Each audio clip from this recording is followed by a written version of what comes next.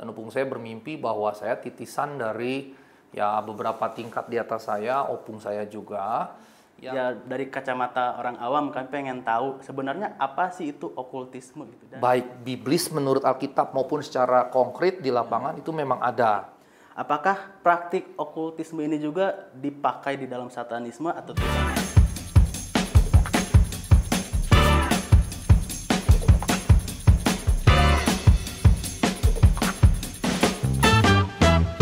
Hai Sobat SIC, welcome back to Sharing is Caring, yaitu suatu wadah yang terbentuk karena adanya keresahan-keresahan yang muncul dalam kehidupan kami sehari-hari. Dan kami coba mencari jawabannya dari sahabat-sahabat spesial kami. Semoga sharing ini dapat menambah referensi dan bermanfaat untuk Sobat SIC. Kata okultisme terdengar seperti asing dan mungkin banyak juga orang yang tidak paham dengan arti dan makna okultisme itu sendiri. Menurut KBBI, okultisme sendiri mempunyai arti yaitu suatu kepercayaan kepada kekuatan gaib yang dapat dikuasai oleh manusia, yang dimana katanya okultisme ini dapat digunakan untuk membuat orang menjadi hebat, digunakan untuk hal tidak baik, dan lain sebagainya. Dan sepertinya di zaman sekarang ini mulai banyak bermunculan konten-konten yang membahas mengenai okultisme dan adakah keterkaitan antara okultisme dan satanisme? Halo Sobat SIC, welcome back to Sharing is Caring bersama saya, Jansen, dan pastinya hari ini saya ditemani oleh sahabat spesial kita, yaitu Pastor Asigor Sitanggang. Bapak boleh disapa dulu Bapak, Sobat SIC kita yang ada di rumah. Halo Sobat SIC di rumah dimanapun berada, salam dari saya Asigor Sitanggang. Baik, Pak Asigor, terima kasih sebelumnya untuk waktunya ya sudah menyempatkan hadir di SIC. Nah, untuk kali ini kita itu mempunyai beberapa keresahan Bapak. Nah, itu terkait tentang okultisme Bapak. Nah, keresahan-keresahan ini muncul itu dari obrolan-obrolan kita sehari-hari atau mungkin dari pengalaman juga yang kita alami ya Bapak. Nah, di podcast kita hari ini itu kita mau membahas tentang okultisme. Nah, tapi kita mau dapat pandangan dari orang yang memang paham. Nah, kebetulan di sini Bapak juga mengajar ya Bapak ya untuk okultisme, dan kita mau dapat pandangan agar kita tuh bisa lebih bisa menempatkan diri kita saat kita menghadapi okultisme seperti itu Bapak. Ya. Iya. Baik, paling kita mulai dari pertanyaan pertama ya Bapak ya. Untuk pertanyaan pertamanya ini, sebelum kita bahas lebih lanjut tentang apa itu okultisme, apa Bapak sendiri pernah punya pengalaman atau mengalami atau berhubungan langsung dengan okultisme tersebut Bapak? Ya, baik, terima kasih Jansen untuk pertanyaannya. Ceritanya panjang sebetulnya ya, dan dia mencakup paling tidak 3 bagian. Yang pertama, diri saya sendiri. Dari lahir saya ini bisa dikatakan unik ya. Saya di dalam perut ibu saya 12 bulan. Dan karena di dalam perut ibu saya 12 bulan, kemudian saya lahir, harusnya bulan Mei, saya lahir bulan Agustus 1976. Nah, saya lahir itu dengan tangan seperti ini ya. Nah, ini tangan saya seperti ini. Nah, ini kalau secara medis ini sebetulnya terlilit tali pusar, dan posisi saya di dalam rahim ibu saya itu begini, tangan terikat begini. Tali pusar itu mengikat kencang sehingga membentuk permanen tangan saya seperti ini. Gitu ya, seperti ini. Nah, tetapi ketika usia 3 tahun, tahun 79 saya pulang kampung sekeluarga. Kemudian keluarga saya di kampung berkata bahwa ada yang mimpi opung saya, dan opung saya ini dukun di sana. Dan opung saya bermimpi bahwa saya titisan dari ya beberapa tingkat di atas saya, opung saya juga, yang kalau orang Batak bilang datu gitu ya, dukun sakti di Samosir begitu. Saya berasal dari Ronggoni Huta. Nah, karena saya dianggapnya titisan, jadi ilmunya diwariskan ke saya. Mengapa titisan? Karena opung saya itu opung buyut lah gitu ya, tangannya sama dengan tangan saya ini begitu. Sehingga dengan ini jadi kayak ada physical mark gitu, tanda fisik yang menjadi bukti bahwa saya mewarisi beliau begitu. Dan kemudian kampung bikin pesta, mendirikan tugu di kampung saya. Nah, dalam pesta itu saya ditaruh di pundak opung saya, Dan kemudian satu kampung dalam acara adat itu menyembah saya begitu, bukan dalam pengertian sayanya, tapi bahwa saya dalam pengertian titisan atau mewarisi ilmu dari opung buyut saya itu. Nah, kemarin itu waktu mama saya meninggal bulan tanggal 6 April, orang-orang di kampung nanya, mana coba tanda tanganmu itu? Saya diminta tanda tunjukkan tangan ini gitu ya. Dan rupanya orang-orang di kampung waktu kami bikin acara penguburan mama saya masih ingat sekali tahun 79 yang sudah 44 tahun lalu itu. Mana tunjukkan tanganmu segala macam, dari tunjukkanlah gitu. Nah, waktu itu opung saya yang bermimpi didatangi oleh opung buyut saya berkata bahwa Asigor ini kalau nanti besar, kalau jadi jahat bakal jahat sekali. Kalau jadi baik bakal baik sekali. Dan ternyata kemudian saya jadi pendeta begitu. Jadi ya nampaknya oracle opung saya itu terwujud gitu. Jadi baik-baik sekali ya, pendeta kan baik sekali karena gitu ya. Tapi kemudian terkait dengan saya jadi pendeta itu di kelas 1 sampai kelas 2 SMA saya mengalami pertobatan di situ, perubahan hidup, dan saya dilayani pelepasan di situ. Dan pengalaman saya waktu itu ada sesuatu yang kemudian dilepaskan dari diri saya, dan salah satu yang dilepaskan ya tentunya warisan itu. Nah, ada paman saya itu jadi dukun sakti di orang Batak gitu, dan bahkan kalau teman-teman Google saja namanya Sori Mangaraja Sitanggang, itu bahkan ya Sori Mangaraja Sitanggang itu bahkan masuk dalam 10 dukun paling sakti di dunia loh gitu. Dan saya suka berkata, termasuk saya share kepada mahasiswa saya, kalau saya nggak bertobat ya saya jadi dia gitu, karena ilmu itu turun ke saya. Nah, papa saya sendiri juga memiliki ilmu-ilmu lah. Jadi memang ada warisan begitu dalam keluarga ya yang sifatnya keilmuan. Nah, begitu saya bertobat, dilayani pelepasan, dan itu juga saya lepaskan. Kemudiannya ya saya banyak terlibat sejak saat itu pada pelayanan pelepasan. Jadi kalau dihitung sampai sekarang roughly ada sekitar 300-an orang. Ya dari 91, jadi sudah cukup panjang ya, 32 tahun berjalan. Sudah 300-an orang yang saya layani pelepasan dari berbagai macam ikatan roh jahat yang bersinggungan dengan okultisme begitu. Nah, sejak saya bertobat, saya jadi pelayan pelepasan salah satunya begitu. Nah, kemudian setelah saya studi S3, pulang dari Jerman, saya kembali ngajar ke Jakarta. Saya berpikir dengan pengalaman mahasiswa banyak bersinggungan dengan yang sifatnya klinik tapi mereka tidak mengerti, akhirnya saya membuka mata kuliah ini. Tetapi pendekatannya bukan bahwa saya mengajarkan mereka bagaimana melakukan praktik baik okultisme ataupun pelepasan, tapi lebih kepada kajian-kajian akademik terhadap okultisme itu.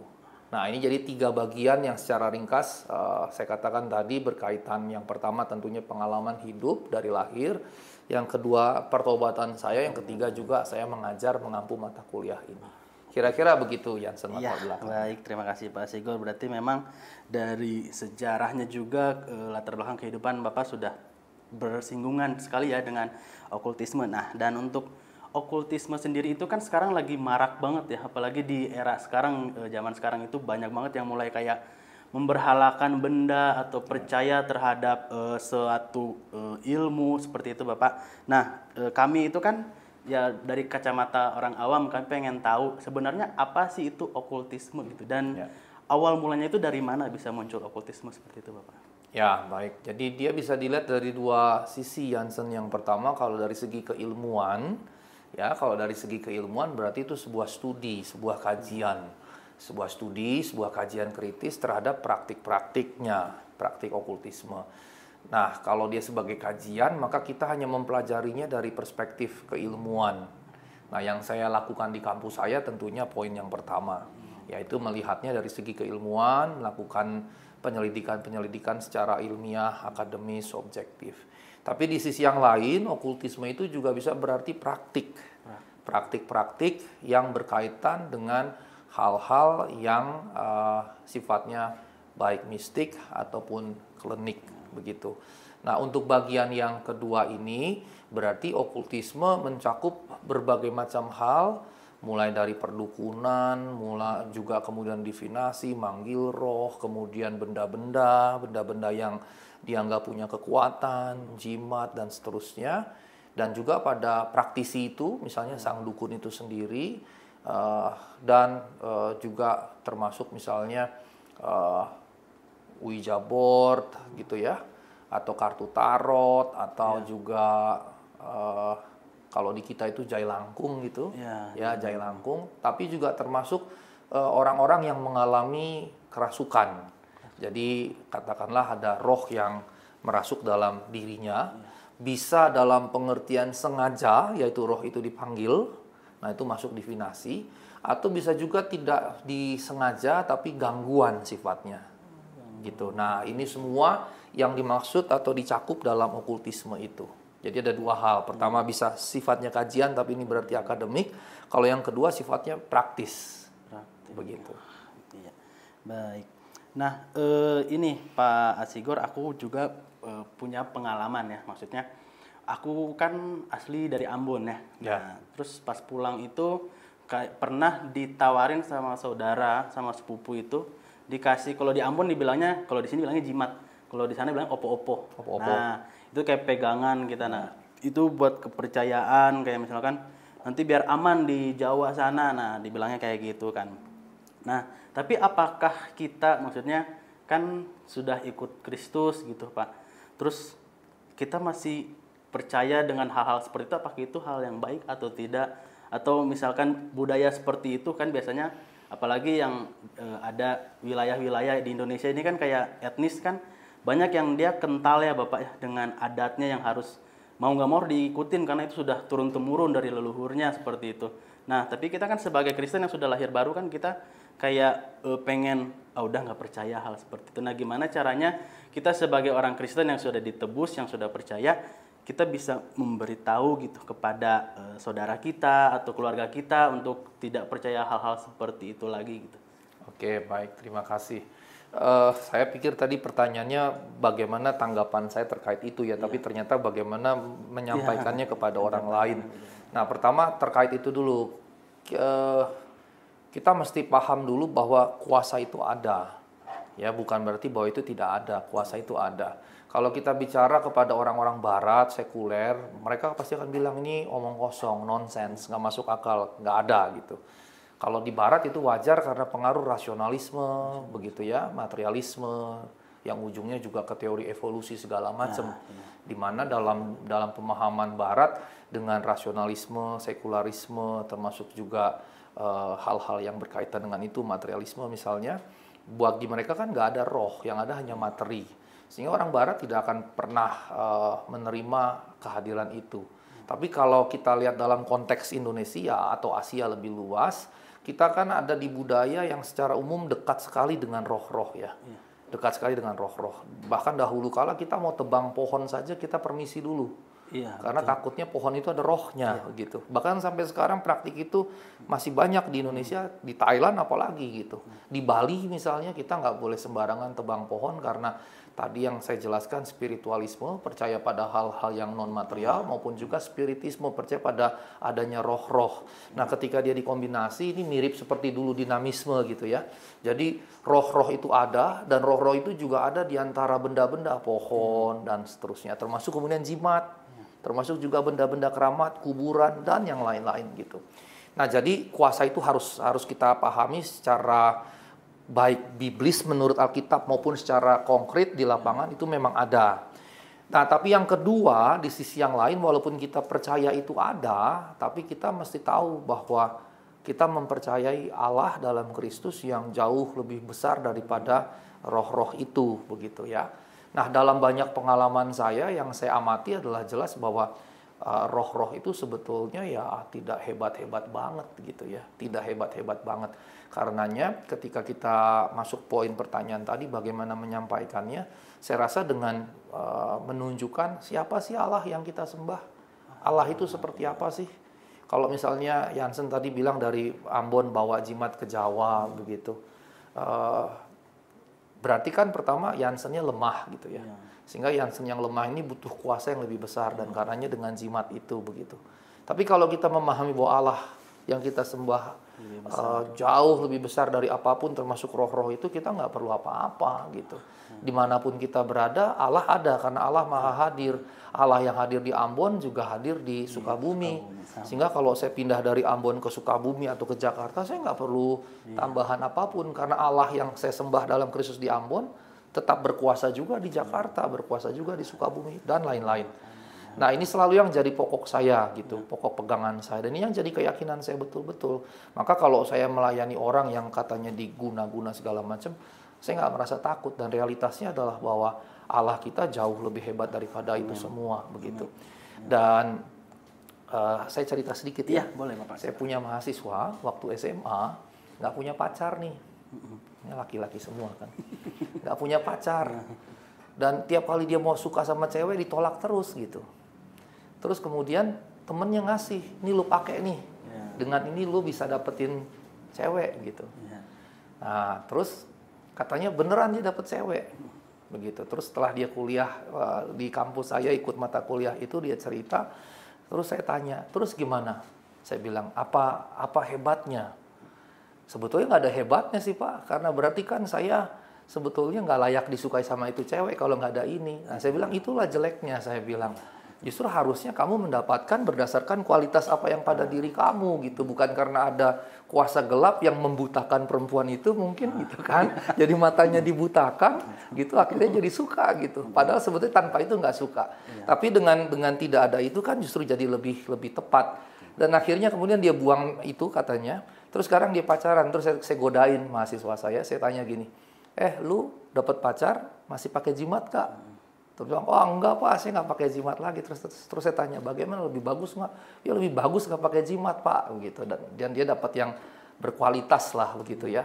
Nah, yang berkaitan dengan itu poin yang terakhirnya adalah bahwa kalau Allah berkuasa, maha kuasa dan maha hadir ada di mana-mana, maka bukan sekedar bahwa perlindungannya ada di mana-mana, tapi pemeliharaannya juga berlaku dalam seluruh kehidupan. Sehingga misalnya untuk studi, untuk kerja, untuk cari pacar, untuk keuangan segala macam, kita nggak butuh hal-hal itu. Kita punya Allah yang pasti memelihara dan mencukupi kita, begitu. Nah itu yang saya rasa pokok yang bisa kita jadikan penjelasan kepada mereka yang bertanya, begitu. Baik. Berarti kalau misalkan kita bertemu lagi nanti dengan keluarga kita atau saudara kita yang masih percaya dengan hal seperti itu, kita harus menceritakan dulu bahwa Allah itu besar, lebih besar daripada hal-hal yang mereka percaya itu. Dan untuk itu Jansen harus memeragakan dulu. Kalau Jansen kemudian dalam hidup tidak memeragakan bahwa Allah itu besar, orang juga nggak akan percaya kan. Nah karenanya kita sebagai penyaksi harus menghidupi itu. Begitu. Harus dihidupi dulu. Baik. Nah tadi kan kita sudah bahas juga tentang sedikit ya tentang okultisme Pak Sigor. Nah lalu ada juga ini rasa penasaran sebenarnya. Kalau okultisme itu sendiri sebenarnya apakah sama dengan satanisme atau berbeda? Atau mungkin ada beberapa, kan tadi disebut ada kajian, ada praktik. Apakah praktik okultisme ini juga dipakai di dalam satanisme atau tidak? Nah seperti itu. Mungkin baik. Jadi sebetulnya satanisme itu kan hanya sebuah nama ya, sebuah nama, tapi nama yang lebih lebih belak-belakan. Bahkan misalnya di Amerika itu kalau saya nggak salah namanya tuh Lahai begitu ya, saya lupa nama persisnya, Anton ya. Dan Anton Lahai kalau saya tidak salah, dia mendirikan Church of Satan di Amerika. Terus kalau di Inggris itu namanya Church of Lucifer. Ya gereja Lucifer atau gereja setan. Kalau itu udah jelas-jelas belak-belakan bahwa mereka mengklaim yang mereka sembah adalah setan. Dan bagi mereka setan itu adalah sosok yang baik begitu. Sehingga kalau kita bicara dari segi istilah, satanisme itu adalah pemahaman atau kelompok yang menganggap setan itu bukan sosok yang jahat, sosok yang baik sebetulnya begitu. Itu dari perspektif mereka yang menghidupi, melakukan, mempercayai ritus atau okultik itu ya, kultus itu ya. Nah, sementara kalau dari yang tidak mempercayainya, jadi satanisme juga bisa dipahami sebagai segala hal yang terkait dengan setan atau yang berasal dari setan. Nah, okultisme mencakup antara lain satanisme, tapi tidak selalu begitu. Mengapa? Karena dalam praktiknya pelaku-pelaku okultisme tidak akan banyak yang menyatakan apa yang mereka miliki berasal dari setan. Walaupun kita bisa saja mengatakan itu dari si iblis gitu. Iya. Jadi artinya okultisme itu keranjang yang lebih besar, di dalamnya ada salah satunya satanisme. Salah satu di dalam. Ya, ada juga yang spiritisme. Kalau spiritisme itu kan berarti selain yang kelihatan ini ada roh-roh yang tidak kelihatan. Tapi roh itu tidak serta-merta harus setan begitu. Kemudian ada spiritualisme. Kalau spiritualisme itu kalau ada materi ini yang kelihatan, ada juga materi yang tidak kelihatan. Yang tidak kelihatan ya tidak harus roh-roh jahat, tidak harus setan-setan, tapi ada juga gitu. Nah, jadi di dalam okultisme itu ada cakupan yang cukup banyak gitu. Cukup banyak bahasan, salah satunya satanisme, kemudian spiritisme, spiritualisme, dan seterusnya. Kalau kita ditanya, tapi sumber kuasanya bagaimana? Nah, itu lain soal. Kalau kita tanya sumber kuasanya, maka kita sih bisa berkata bahwa sumber kuasanya bukan berasal dari Allah gitu ya. Paling tidak Allah yang kita kenal dalam Alkitab gitu. Karena kalau Allah yang kita kenal dalam Alkitab, di PL saja misalnya dukun, petenung, peramal, pemanggil arwah, semuanya dianggap kenajisan. Artinya kita menolak itu gitu. Nah, kalau di Perjanjian Baru kan Tuhan Yesus langsung menghantam roh-rohnya langsung. Kalau di PL kan pelaku-pelakunya. Tapi intinya dua-duanya menegaskan bahwa Allah menolak itu semua gitu. Sehingga tentunya dari perspektif itu ya okultisme tentunya tidak berasal dari Allah begitu. Baik, jadi untuk pertanyaan yang ketiga ini tadi mengenai okultisme dan satanisme, berarti secara garis besarnya bisa disimpulkan bahwa satanisme merupakan bagian cakupan dari okultisme itu sendiri ya Bapak ya. Ada memang orang-orang yang dari lahir punya kemampuan tertentu yang tidak umum, yang tidak dimiliki oleh orang-orang lain. Kadang masih percaya Tuhan, tapi masih kadang ya menyimpang, masih percaya juga dengan hal-hal seperti itu. Nah, penyebab traumanya lupa karena dari alam sadar, bawah sadar ke tidak sadar, tapi akibatnya terus terjadi.